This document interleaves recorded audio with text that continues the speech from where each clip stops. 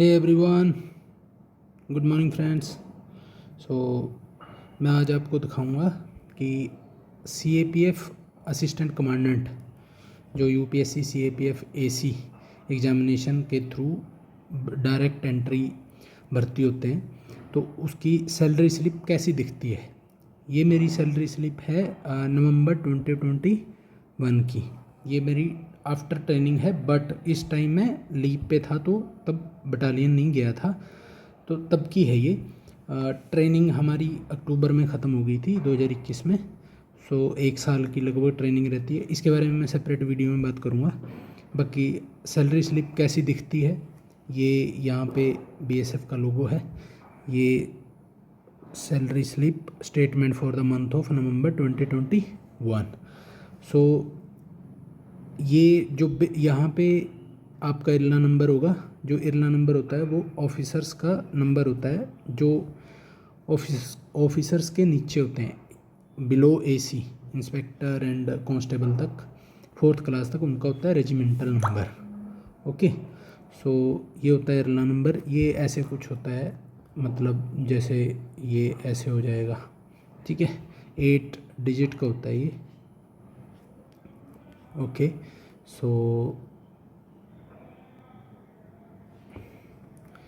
ये rank AC, name मैंने थोड़ा हाइड किया इधर। ये है डेट ऑफ बर्थ। यहाँ पे यूनिट होगी आपकी, जो भी यूनिट आपको अलॉट हुई होगी, ओके, जिसमें आप सर्व करोगे। ये आपका पैन नंबर हो गया। मैट्रिक्स होती है 10 मैट्रिक्स लेवल। ये जो न्यू पे कमीशन था, 7th पे कमीशन, इसमें मैट्रिक्स मतलब बनाए थे। ग्रेडिंग उनके बेस पे, मैट्रिक्स के लेवल पे ही, बेस पे ही सेट होती है सैलरी। ओके, जैसे SI होते हैं, वो जनरली जो 4200 पे ग्रेड है वो मैट्रिक्स लेवल 7 में आते हैं। जो 56,100 बेसिक पे का जो लेवल होता है, या 5400 ग्रेड पे की जो होती हैं, वो लेवल 10 में आती हैं। ओके, ये डेट ऑफ अपॉइंटमेंट है हमारी, और ये यहाँ पे अकाउंट नंबर हो गया। ये एड्रेस हो जाएगा आपका, PRAN number. Date of retirement है ये। ओके, जब आप 60 ईयर्स के हो जाएंगे तो आपकी रिटायरमेंट हो जाएगी, ठीक है।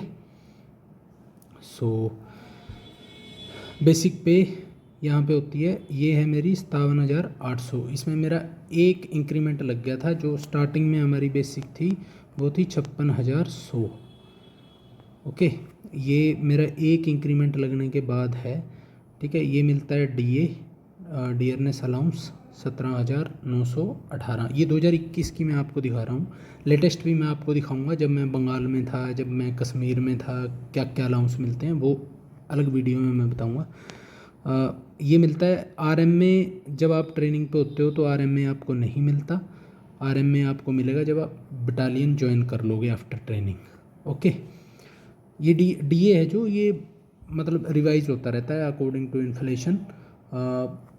इन्फ्लेशन के इंडेक्सेशन के लिए बेसिकली ये प्रोवाइड किया जाता है गवर्नमेंट एम्प्लॉयज़ को। अराउंड 4% के अराउंड, मतलब DA में इंक्रीमेंट कर देती है गवर्नमेंट हर 6 महीने में, ठीक है।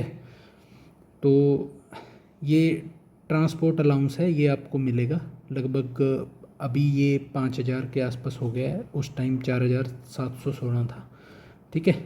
ये DA का एरियर था। जनरली DA क्या होता है, जैसे 1 जनवरी से लागू होगा अगर, तो वो अनाउंसमेंट उसकी मार्च में या फरवरी में होती है। तो जैसे ही मान लो मार्च में अनाउंसमेंट होती है और आपकी मार्च की सैलरी में तो लग के आ जाएगा, बट जो पिछले जनवरी और फरवरी का है वो आपका एरियर बन के आ जाता है, ठीक है। ओके, तो RM में एरियर, ये RM में तो हमारा लग ही नहीं रहा था तब। एक सबसे जो दुखदाई चीज़ है इसमें, ये वो है इनकम टैक्स। इनकम टैक्स कटता है भाई, अच्छा खासा इनकम टैक्स कटता है। 7,683 हमारा उस टाइम कट रहा था, अभी तो ज़्यादा है। लेटेस्ट भी मैं दिखाऊंगा। एजुकेशन सेस 308 रुपये। ये कुछ डिडक्शंस हैं जो आपकी कटेंगी। ओके, एक ये CPF अमाउंट है जो ये कटेगा।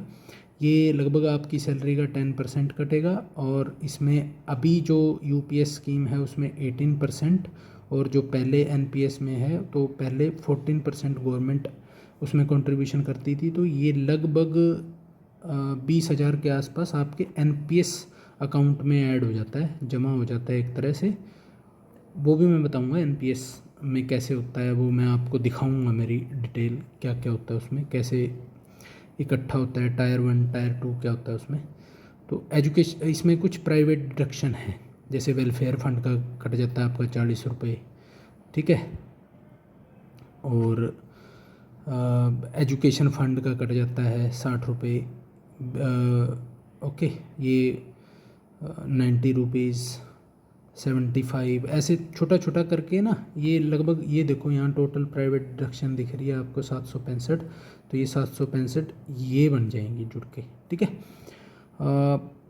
ये हैं डिटेल ऑफ एडवांसेस। अगर आपने कोई जैसे लोन वगैरह लिया है बटालियन से तो उसका डिडक्शन आ जाएगा, या इंस्टॉलमेंट आ जाएगी कि कितनी चली गई है, ठीक है। ये डिटेल है, इनमें से आपको अगर कुछ नहीं ले रहे हो आप तो इसमें कुछ नहीं होगा, ऐड नहीं दिखेगा। जनरली न्यू सर्विस में कोई इतना नहीं करता, ठीक है। तो ये सारी जो यहाँ पे इमोल्यूमेंट्स हैं इनको ऐड करके मेरा ग्रोस पे बनती है मेरी 87,802, ओके।